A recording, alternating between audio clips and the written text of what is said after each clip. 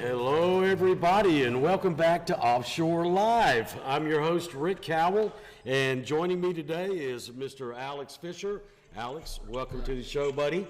We're going to get to Alex in just a second because Alex is a very interesting individual, and you're going to love his story. But in the meantime, I have on the phone with me right now Captain John Cruz, of course, last year's winner of the Big Rock Tournament. So without any further ado, let's go to John. John, are you there, sir? Hey, how you doing, Rick? I'm doing great, man. How are you today? Dude, we're doing awesome, man. We had an awesome day yesterday with our team. We had a lay day today, and man, we had some maintenance things going on, just like last year. A little bit of drama. We got things squared away. Our guys worked from first thing in the morning all the way to we just wrapped up a few minutes ago, and we're over here at Amos Mosquitoes. Wow. Man, that's a great restaurant, is Amos Mosquitoes. Dude, can't wait. Heard nothing but amazing things about it. So did you have some more mechanical issues? Say again? Did you have more mechanical issues?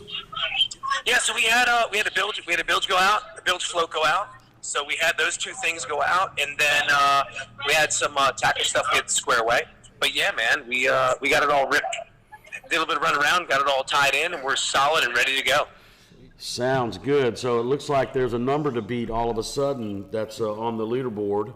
That 521 and some change. That just sets the bar high, and no reason why you guys can't do that. No, sir. No, sir. We're ready to compete. Yesterday, we caught one mahi, and then we had a big fish come in here and just eat our entire teaser and took the whole thing.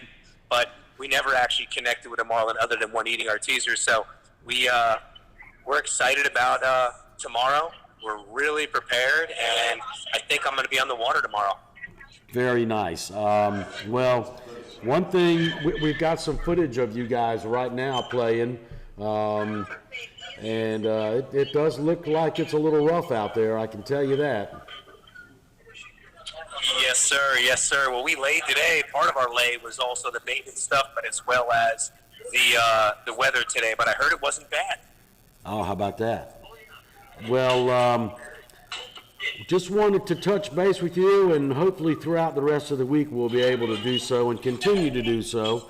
And best of luck to you and your crew, John, and enjoy your dinner tonight over there at Amos Mosquitoes, sir. Man, thank you. We got the bugs worked out. I promise you one thing, we're going to be working hard every second of the day, and we can't wait to recap with you guys tomorrow afternoon. Fantastic. Love your optimism. Go get him, Tiger. All right, John, take her easy. Have a wonderful day. Thank you guys so much. Yes, sir. Take care. John Cruz, everybody. I should go back and say that we really don't have much of a studio audience tonight, in that the restaurant at Off the Hook is where we are, right on the waterfront in Morehead City. They're closed tonight, so it's awfully quiet around here.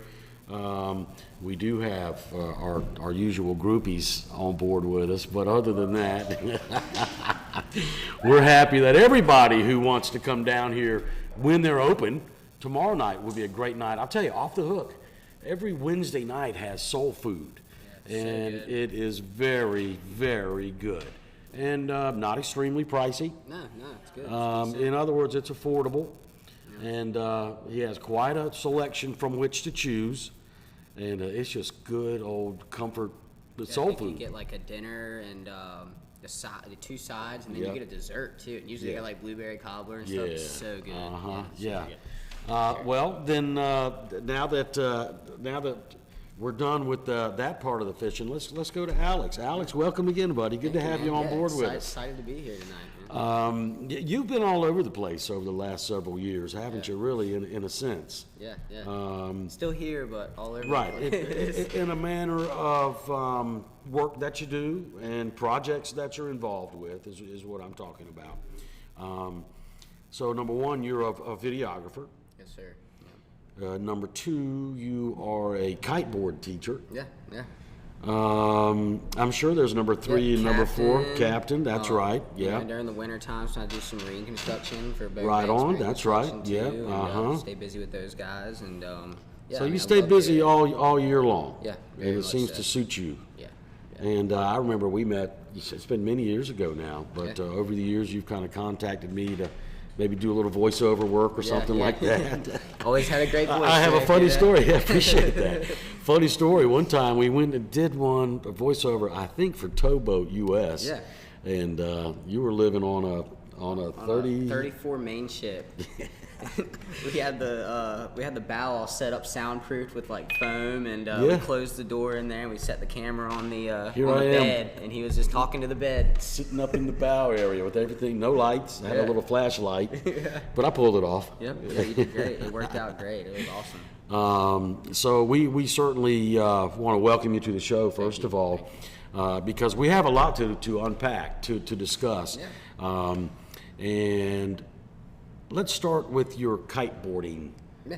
How did you get into that? Yeah, so, I mean, I guess I started probably in 2004 or so. I was like 12 years old, and Joe Brake actually got me into. I saw him doing it, and I saw like guys like Web Gear, you know, that owns this building, Mitch Parsons, Bill Roach, you know, a bunch of local guys. They all were kind of the first ones to do it, and I kind of, as a kid, I was like, wow, that's super cool. You know, I'd love to get into it. And I was always a big time surfer, so I loved action sports and stuff like that. But I got into kiting for a couple years at that point, and it was super. Back then, it was kind of gnarly. Like, you know, the kites weren't as safe. It was a little more dangerous and stuff. And I was a little kid, so I kind of got scared. I went back to surfing for a couple years, and then I came back into kiteboarding. When I came back in, it was awesome. The equipment had changed. It was way safer. It was way easier. You know, anyone can learn, from a kid to an adult, to an older person that's like looking to retire in Florida or something. I have a lot of older people that are my clientele too, so that's kind of what got me into it, was the fact that it became so accessible and easy. You know, we live literally in one of the best places in the world. For it, no doubt. And so we've got, you know, 5-star spots, you know, great lesson centers and stuff. So yeah, I think we've even got a little bit of some footage of some. all right, of let's some check out spots. some So, yeah, footage check there, that Brian. out. Roll that tape. And this is this is our premier spot here. This is Horseshoe Island, it's in front of Carrot Island. Just outside of the Beaufort, outside of Beaufort You there. see all the flat water there. I mean, it just makes for a great spot, shallow, for lessons and Here's stuff where like we that. were. But yeah, you guys were right there. So, and yeah, I mean, it's an excellent spot, you know, world class. I mean, people travel all over the world to go to places like this, hands down. Now And, that spot, I don't remember, has always been there, or has it's come kind of up blown since up in a the few inlet? years, like since it Florence has. and stuff. It sure you has. know. And here we've got some lessons going on. You know, this is a lesson. You know, you can see that he kind of was a little shaky at first, but, you know, he progresses throughout the lesson, and that's what we try to do. We just try to make you self-sufficient, comfortable, and good at what you're trying to do, so that you can continue and be safe about it too. You know, make sure it's not dangerous or anything for you. So a get up like this that we're seeing, Yeah. I mean, what sort of investment are we talking about, Right, first yeah. of all? Yeah, I mean, so, you know, usually for lessons, you're looking at like $400 a lesson. But what we do is we try to save you money throughout the progression. So, you know, your first lesson is $400, your second one goes down a little bit in price, maybe like $375, and then after that, it goes to a progression. And so a rental of our gear is like $250, so it ends up Gotcha. going into, yeah. you end up starting to save, you know, you go down $100 from your second to your third lesson. Sure. And then you're looking into getting the gear, which we save all of our customers really good amount of money on the gear too, you know. I mean, Gotcha. we'll save Yeah, you on I'll- average about $1,000 for a full setup. So for the setup, you're asking, it looks about $3,200 for a setup. Gotcha. With us, you're looking at like $2,400. So we can save you a good amount and just keep you, you know, make it to where money isn't the issue, you know, because we don't want that to be an issue to keep. Right. You know, we want you to have fun and keep progressing. So this is, again, Horseshoe Island Yep, here. so here's Horseshoe Island. This was our event that we had this year, which you guys, thank you so much. You helped me out with that. Yeah. Rick's in the band Aquanauts, and they right. came out and killed it. You'll see some footage here in a second of that. And it was awesome. They had a great show. The wind was crazy, so we had wild. Yeah, it was very wild windy that wind day. and stuff, but everyone still came out and participated. Does it ever get too windy? I mean, was that on the verge of That of was being that too- was on the verge for as far as the crowd and stuff, but for us, not really. I mean, we Okay. can fly a smaller kite for more wind, so we can go down in kite size and keep going. see. I think that day we were flying 9s though, and on average you would fly at 12. Is that it was- meters yep. or something? Yeah, or yeah, something? meters. Okay. Yep, yep, yep, square meters. Okay. So yep, and that's And so you had some professional professionals there. Chris at that Bobrick's event. the main professional, and you could see he was the one that was like grabbing the that's him right there, actually, jumping the island and stuff, and he was grabbing beers off the houseboat while y'all were playing, and I mean it was really cool. It was a great experience, and we had a great turnout, and there was a really good turnout for people got to see it that don't usually get to, and this guy actually right here, he flew in, I think from Florida on his plane into Beaufort and came. So that was super cool. We had a lot of cool people come out to that. It was a great time. So I might have failed to mention your company, Teaches Kiteboard. Yeah. And I'm sorry about it's that, fine. buddy. Yeah, it's called Teaches Kiteboarding. We got that name from Edward Teach, the pirate, Blackbeard. So you can see represent Blackbeard. Yeah, man. Yeah, man. Yeah. That's right. Local legend for sure, and that's right. And then Elevate, which is the company that we represent for kites and gear and stuff. So gotcha. But the name came from Blackbeard, and the reason why we came up with that name is we get to use the sandbars and stuff too, and he used the sandbars to protect his treasure and to stay protected. People weren't able to navigate like he was up in our shallow waters here, and that's why we live here, and that's why we get to do kiteboarding is because of the sandbars that he used. Yeah. So it was super cool. Yeah, man. Sure. No doubt. I mean, this is really, notwithstanding kiteboarding, for all sorts of recreational activities, just a fantastic place to be. Beautiful. I mean, it's the Crystal Coast, right? I mean, I think, over the years, I always have been a trumpeter for the Crystal Coast. I just took it upon myself because it is such a great place. And maybe to the chagrin of some people, I don't know, but I always talked up coming down the Crystal Coast because I've lived all over the place, and this is one of the best. I'll put it that way. And the thing is, the boat life here. I mean, the boat life is just great. You've got. You can literally go anywhere on your boat here. If you want to go to a restaurant and go eat, if you could go to the beach, you could pull up in your boat in Hoop Hole Creek and go to the movies. You can go to Bojangles, and that's what I think is really cool is that you can pull up across the way and come to Off the Hook. I mean, you can come anywhere by boat, and that's what I think is really unique. There's a lot of exploring out there to do. So much. I tell people when I sell them a boat, because I'm in the boat business, I work for Radio Island Marina, and we sell Grady White boats, and for the newbies, I tell them, you're opening up a whole new world. You don't even understand yet how cool it's going to get for you. Yeah, I mean, I tell people I don't advise it, but you could literally go find an island to yourself and get butt naked and run around if you wanted to. If that's your thing, that's exactly right. I tell people that all the time. So. Yeah, well, if that's your thing. It's a cool place. And this is me riding a little bit right here. Yeah, this is me. This is out at Sand Dollar Island, which is right across from Shackford Banks on the south side. So. In the background back there, Shackford you can Banks. see Shackford, in the background. We had a little flamingo we were playing around with that day and jumping over it and stuff. It was pretty fun, so it's cool. So that was spot number, was that 5? Was that the 5 golden spots? Yeah, so that's number 2. So number 2. So we got Horseshoe, which was the first one. That's Sand Dollar. And then, of course, you got Cape Lookout. You can't forget about Cape Lookout. No matter what wind direction it is, you can... that's some big air there. Yeah, that's Richard. He's actually one of my coaches. And, he's doing a mega loop right there, which is a pretty cool thing to explain. But basically, instead of just going in the air, he's actually looping the kite while he's going upward. You can do a loop when you're coming down, and it won't yank you, but when you're headed up in the air and you pull a loop, it pulls you, and when you get over like 20 feet or so, it's considered a mega loop. So he was attempting mega loops. He was probably right at the 20-foot mark in that footage. So really, really cool stuff. And then this is 360 camera stuff here, which is really cool. It's kind of a new thing, but it's like a video game perspective of me riding.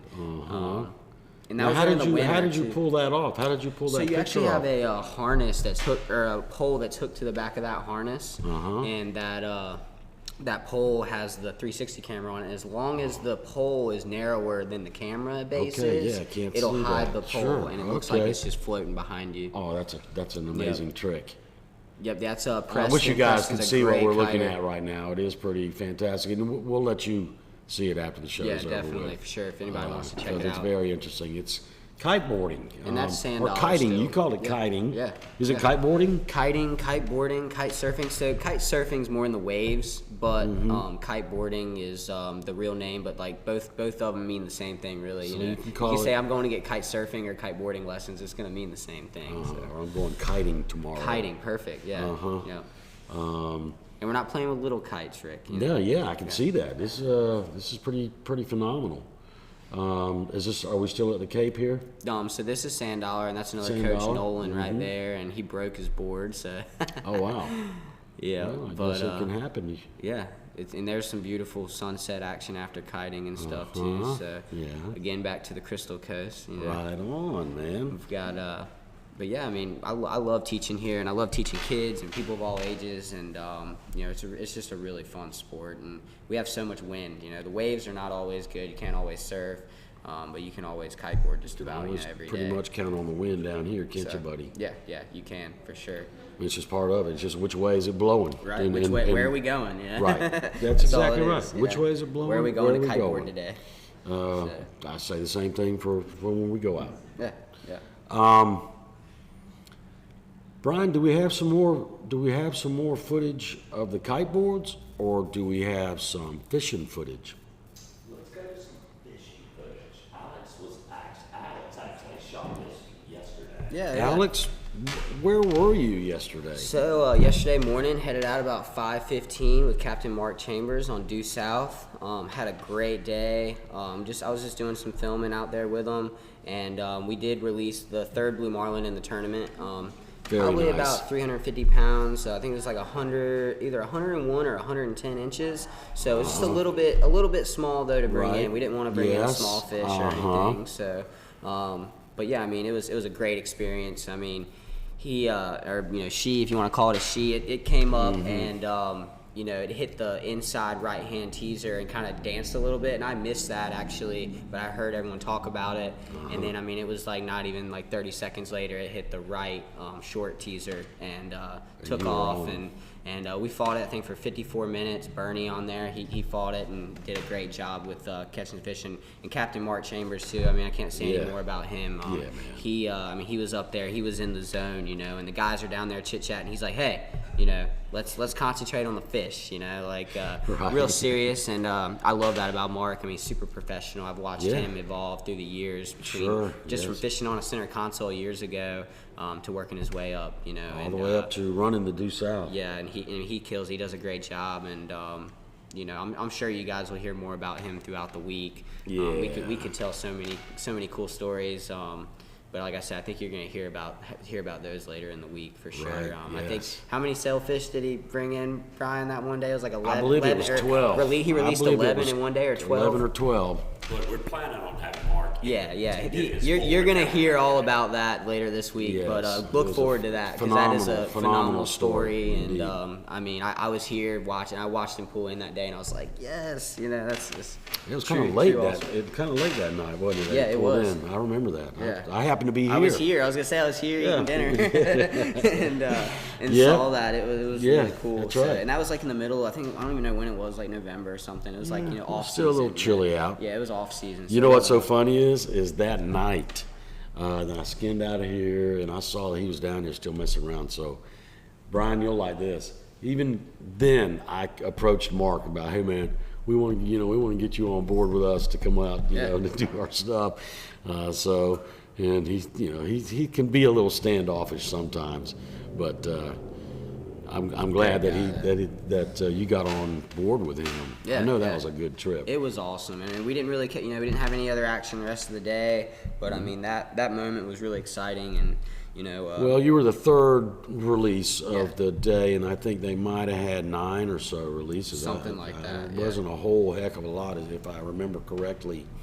But so you know, you did all It right. was awesome. I'm super happy to have the Out of footage. 270 boats, come on. It was great. Yeah, Yeah, man. it was great. You know, and You that better believe morning it. was just it was perfect for it. It wasn't too rough, but it was just rough enough for them. And the birds were out, and it was great. It was a great time. Did y'all find some weed lines out A there? little bit or- in the morning. We saw there was definitely a lot of weeds in the morning when Mm-hmm. we were somewhere around like 60 fathoms or so, and we were, and it was, and then we kind of worked our way out from there, and then the weed, you know, the grass kind of went 60 away. fathoms. So a fathom is 6 feet.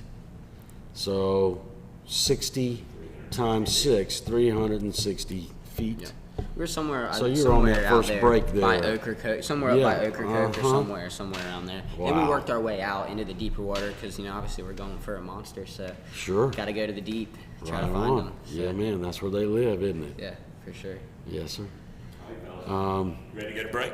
Yeah, let's go to a quick break, and then we'll come back and talk to Alex some more. See you then.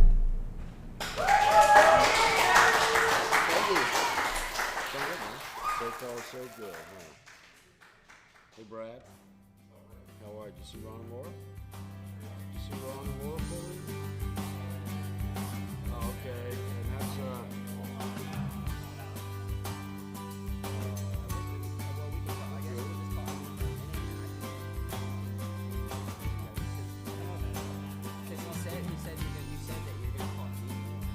yeah. Who do you want me to call?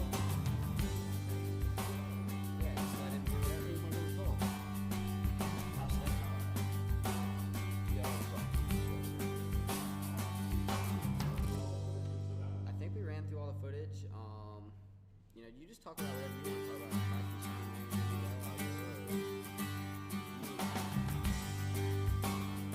Okay, all right, okay.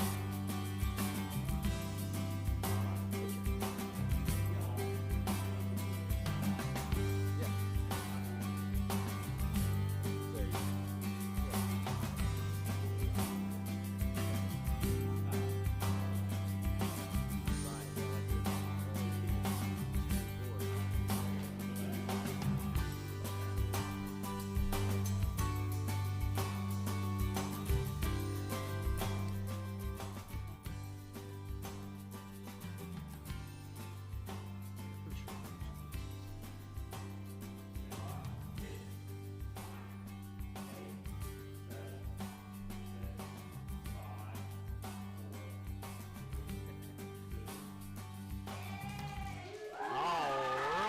Welcome back, sports fans. You're watching Offshore-Live, a brand new product that we're putting out to concentrate on offshore fishing and then talk about all sorts of interesting subjects. So in that vein, my guest Alex Fisher today, and let's continue on, Alex, with our discussions, shall we? So you went fishing with Mark, and you got out there, you got your camera all set up and all that stuff, and then what happened? Yeah, so I mean, we, I got everything set up, and I was really trying to capture Mark and just his driving and everything in the morning, and then once the fish was on, I was trying to capture his emotions too, and I definitely did that, and then and then when the fish got closer, I got a hold of the fish. But when we first got out there, and there's some great footage, and we'll have more of this too later in the week, but this is some stuff from yesterday. Some early, you can see Bernie stuff. fighting on it, and then this is the fish. Like I say, it was a little short, but probably a little small. But how long did they fight that fish? About 54 minutes or so, Okay, 55 just under an hour. Yep. So you could imagine what it would be like, if for them to catch a real one, something over 600 pounds or something. It's got to be crazy. How about that impulse yesterday? Fought that fish forever and then lost it. It was Marlin Fever, I think. Marlin Fever. Yeah, sorry. I mean, they, I don't know exactly what happened with it or anything like that, but I'm guessing maybe they had something out for mahi and it hit it, and then they were stuck with a smaller rod or something. Yeah, I'm not really sure what happened with that, but just crazy. You just never know. Once you get in that chair, you never know how long you're going to be fighting that fish for, and getting into that, it's got to be crazy for even the mates and stuff. Randy yesterday, he was working so hard, just constantly running around, and I couldn't imagine doing that every day, even just for the week. Not to mention, like, that's their career. Right. I don't get seasick often, baits. but I mean, even yesterday, I'm trying to film, I'm looking through my camera and all this, and then I'm like feeling kind of dizzy. Like, whoa. And I'm like, man, I couldn't imagine doing this every single day. Well, so I give it up for you guys. You guys, man, the you guys mates. kill it. Let's look at some more footage. I mentioned a grass line earlier. Why don't you explain what that is? Yeah, so there was a grass line out there. Usually around grass lines you've got birds and stuff. There's also usually fish hanging out under grass lines. So it's a good sign when you see a grass line. It's also a good sign of where the break can be too, where your temperature changes. So in general, grass lines are a good thing. Even though they're a pain in the butt, they got to constantly reel it in, get the grass off the line, stuff like that, and clean it up. But still, it's a good sign for fish. They can be underneath that. We saw a usually lot looking of for birds dolphins. too. Yeah, something, you know, birds, yeah, dolphins, something that symbolizes that there's some bait in the water. I That mean, you there's got to some start the fish food there. chain somewhere. And we saw a bunch of birds yesterday. We saw, at one point, we saw probably the most birds that a lot of those guys have seen that far offshore. Oh, we really? We ran into like a pack of like 30, 40 birds, which Wow. was crazy how far we were out. And so we were like, here it is, you know, here's the honey hole. Right, But yeah. we pulled through it a couple times, and we Nothing. didn't get any bites or anything. But Do you remember what the water temperature was by chance? out there, I think it was probably close to like 81 or something. Wow, I yeah, know a little okay. more inshore, like closer to the Cape, it was like 79, I want to Yeah, say. we saw But I might not be exact on 77 that, but today, I think that was close. in inshore. Yeah. Yeah, so that's cool, man. But like you say, it's sargasso weed. Yeah. Or basically, and it's a bunch of it, and it floats out there like a big, huge mat. Right, yeah. And so you be tooling along to where you're going, and you see one of those, like, oh, let's go that's over the here. spot. Let's go right yeah, there. let's go over here and check this thing out. And the thing is, sometimes you'll actually see like an actual, I mean, you'll see pictures Yeah. of a straight line Yeah. for like a mile of nothing Yeah. but thick grass, and you don't want to go through it, but you want to Yeah, go right right beside next it. to it and just cruise that line. So And therein comes the problem with getting grass on your baits, and you gotta yeah. work them. You That's gotta work just 'em. that's what But a mate's there's the job mate, is and to I do. mean, God, it's just hard work. Like I said, I respect you All guys. respect Good to the job, mates. Good job, You better guys. believe it. Good job, mates, for sure. You better believe that. No doubt. Let's talk about kiteboarding some more. Yeah, let's do it. Yeah. Full sendies. So yeah, so here's some video of some kids taking some lessons. So yeah, kids can come take lessons. We recommend around 12 years old. These kids, the two older ones are I think like 10, and then the other one is a little younger. And so you can see they're all holding the younger one right there, Oh, just yeah. trying to hold him on the ground because he's so light. But you know, they've got to be at least 100 pounds, and then we can get kids out there. You can see Coach Adrian giving them a lift, get them stoked up. Super pumped. Okay, Kids yeah. love it. I mean, so, and it's great exercise. Keep them out of trouble. And they get to adventure and learn about the water and the wind and stuff. I mean, it's a great Nice. sport for kids. So we definitely do teach kids. And but you know, remember, 12 years old or 100 pounds, one of the two things, and we can get them out there, no problem. And these so how kids did much great. pressure is on that? So it's not a right lot of now? arm pressure. It's all in your harness is around your waist, so it's all in your waist. So So it's all core mostly. I was getting ready to say, it's got to be good for your core. Yep, it is. Your Yeah, body's it's core. not a lot of arm strength. You know, when you're learning, it's a lot of leg strength because you're having to walk. But yeah, you can see these kids. I mean, this is their second lesson, and they're up and riding. You know Wow. what I'm saying? I mean, it's really the progression happens quick in kiteboarding now, and these kids got it in 2 days, and that was 2 4-hour lessons. But that's what we want to see, and they probably could have one more lesson before they're like 100% like self-sufficient and safe, and know what they're doing and stuff like that. Yeah, you had mentioned earlier that that the technology has changed such that when you first started, it was dangerous. So basically what I meant by that was the safety systems weren't the same. So now you actually have a safety pull out where you just pull it and the kite won't fly away, but it'll kill itself. It'll kill the kite and make it fold over and not fly anymore. Because it's a big foil, right? Right, basically. yeah. So you And want to be able to spoil stop the it if you foil. have to, you know. Right. And so back then though, the only thing you had was you just pull it and you let it go, and your kite flies away, and then it gets ripped up, and you had to repair it and stuff. And also there was no depower. So now the kites, you can let the bar out and it depowers, and when you pull the bar in, it powers. So now you can just let go of it and it'll completely depower a kite. You usually don't even have to use the safety system very much. Back then though, whatever the wind was blowing, you were going. You know? Okay, yeah. So now it's gotten a lot better and a lot safer, and we can have a lot more fun and get more people into it. Kids that young would have been impossible 10 years ago. It would have been really difficult. At least 15 years ago, it would have been very, very difficult to teach those kids, and now we're able to do that. And like I said, even older people too, though. Like 63, 64 years old. I've had people come to me that old and do it, and they've done great. So those are people that are retiring, looking to move to Florida or somewhere, and they want another hobby or something to do. Yeah, and they're able to get out there and do that, which I think is that's awesome. Heck yeah. So it's great. So You take a little skiff out, and you take some people out there with you? How does that work? Yeah, so we just meet at a boat ramp in Beaufort, and we head out to Horseshoe or Sand Dollar or wherever we need to go for the different wind directions and stuff. Right, We pick our spot. Mostly Horseshoe's our primary lesson center there. Just great shallow water in there. It's nice and protected. They can stand. They're comfortable. Sure. So that's the plan. And we got a cooler. Usually do water and stuff. You know, if a dad's coming to watch or something, I'll throw a couple beers in there and be like, hey pops, you know, I got some beer in there for you too, to keep him occupied. But yeah, I mean, you know, we just have a really good time with it, and we love the location. I can't get over the location. Yeah, you know, man. I mean, It's really I have worked people come itself from up all into over the something, world. hadn't it? Oh yeah, I mean, I have people come from all over the world, and they say, you know, people go to Spain or Brazil or crazy places to have flat water and locations to ride like this with this clean of wind.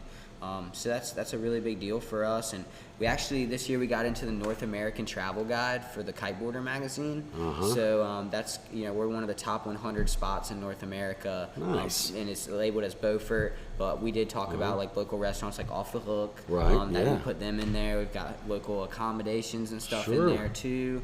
Dude, that's awesome. So it's really helping the area too. We want to make the area a true kiteboarding destination. We don't want to just be a regular kiteboarding school place to come. We want to make it a true destination where when you think North Carolina, you don't just think Outer Banks for kiteboarding. You think, you know, Morehead City, Beaufort, and that's what we want. So that's what we're trying to do. That's a great idea. It's fantastic. Well, you were well on your way because of your event that you had out there. Yeah, the event was Are you absolutely planning any more of those or something similar? Yeah, so I'm thinking I'm gonna try to do something maybe the end of July. Worst case, we'll do it like the beginning of August, but definitely when the weather's still warm and stuff. And this time, I kind of want to do like a festival vibe, you know, like. okay. So we had the band last time. You guys did great. Thank you so much again. You guys killed it. It was a great time. But I want to do maybe like 2 more bands, so like have like 3 bands. So we have like the jam band. We get like the funk band, maybe like the Spread or something, maybe some Manja or some Green Room, you know. They just had Manja here this past Saturday night. They killed it from what I understand. Kill it. So we want to get a little mixture of everything, and then maybe we're also talking to maybe Yanni's Grill about trying to get a little bit of some food out there. Gotcha. We were missing some food last time, so we might try to do that. But yeah, we're trying to keep doing things like that. We think it's great for the community, and you know, we want more people to see it. You know, that's what was great. We were talking about earlier. The first event, it was great to see people out there that aren't always out there, even though they're like locals and they see me all the time or they see us all the time. But for them to be there, then they were like, "Wow, I might want to do this." Yeah, you know? it was pretty cool So to it see was really up close cool. and personal. It really is interesting. So to it got more locals into it, which is what I'm trying to do too. I mean, you live here, you might as well kiteboard. Yeah. So. Well, very good. Is there anything that I did not ask you or cover that you think I needed to? I don't think so, man. If you got something else, Well, let me know. no, I mean, I'm just going to say thank you, man, for everything. Thank you for having me on here. It was a pleasure. He is a well-rounded, talented individual, Alex Fisher. And with that, I'm going to sign off and say thank you so much for watching this episode of Offshore Live. I'm your host, Rick Cowell, and it's been a lot of fun hanging out with you guys today. So I'll look forward to seeing you tomorrow at 7 o'clock. And, man, we got some big surprises for you for the rest of the week. Buckle up, Buttercup. We'll see you tomorrow. Half sin sink ships. Remember that.